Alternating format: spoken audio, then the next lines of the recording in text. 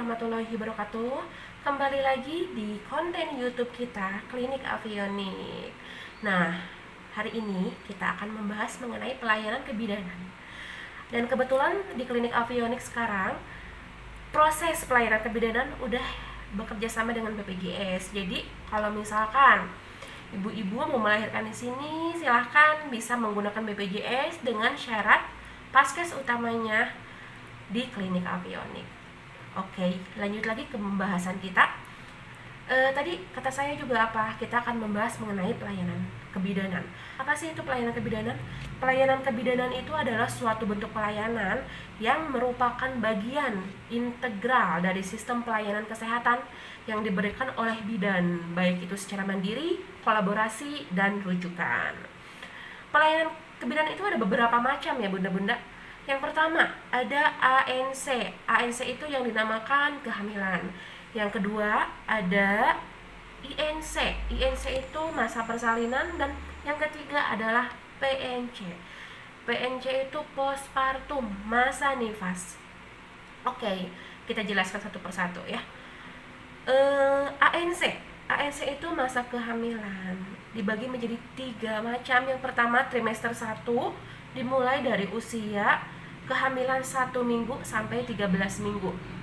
Yang kedua, trimester 2 dimulai dari usia kehamilan 14 minggu sampai 37 minggu. Dan yang ketiga, trimester 3 dimulai dari masa kehamilan 28 minggu sampai 41 minggu atau sampai bayi keluar ya. Habis itu, yang kedua kita akan membahas mengenai INC, proses persalinan. Apa sih itu persalinan? Persalinan itu adalah serangkaian kejadian yang berakhir dengan pengeluaran bayi yang cukup bulan atau hampir cukup bulan. Kurang lebih 40 sampai 41 minggu itu dinamakan cukup bulan ya. Dan disusul dengan pengeluaran plasenta dan selaput janin dari tubuh ibu. Gitu. Terus kenapa sih bisa terjadinya proses persalinan? Gimana sih caranya mulainya si bayi bisa keluar? Nah, ini ada beberapa ya. Yang pertama, karena adanya penurunan kadar progesteron. Yang kedua, ada teori oksitosin. Yang ketiga, ada keragaman otot-otot. Yang keempat, pengaruh dari janin itu tersendiri. Dan yang kelima, ada teori prostaglandin. Untuk penjelasan mengenai yang barusan saya sampaikan, nanti kita di YouTube selanjutnya. Dan lanjut lagi sekarang, yaitu ada berapa proses sih untuk persalinan? Ada 4 macam. Ada 4 proses. Yang pertama kelas 1. Kelas 1 itu dimulai dari HIS. HIS itu adanya mules dari dalam perut ibu ya, yang diakibatkan oleh janin, dan itu mau tandanya si dedek bayinya mau keluar. Kelas 1 itu dimulai dari HIS persalinan yang pertama sampai pembukaan lengkap. Jadi dari pembukaan 1 sampai pembukaan 9 itu disebut kelas 1. Nah, untuk kelas 2 itu dimulai dari pembukaan lengkap sampai lahir bayi. Jadi pas pembukaan 9, 10 terus lahirnya bayi itu disebut kelas 2. Dan yang ketiga yaitu kelas 3, dimulai dari lahirnya bayi sampai lahirnya plasenta.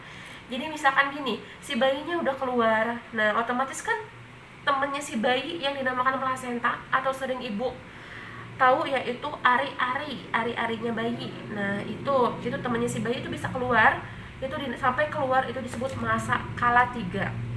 Dan terakhir yaitu kala 4. Kala 4 itu masa pemantauan 2 jam postpartum gitu. Jadi setelah si bayi keluar, setelah lahirnya plasenta keluar, nah kita pantau kala 4 ya, 2 jam postpartum. Dari mulai tanda-tanda vital ibu seperti tensi, suhu, respirasi, nadi, terus perdarahan. Terus yang paling utama adalah kontraksi uterus. Kalau misalkan ada perdarahan, coba cek kontraksi uterusnya. Apakah kontraksi uterusnya itu keras atau lembab?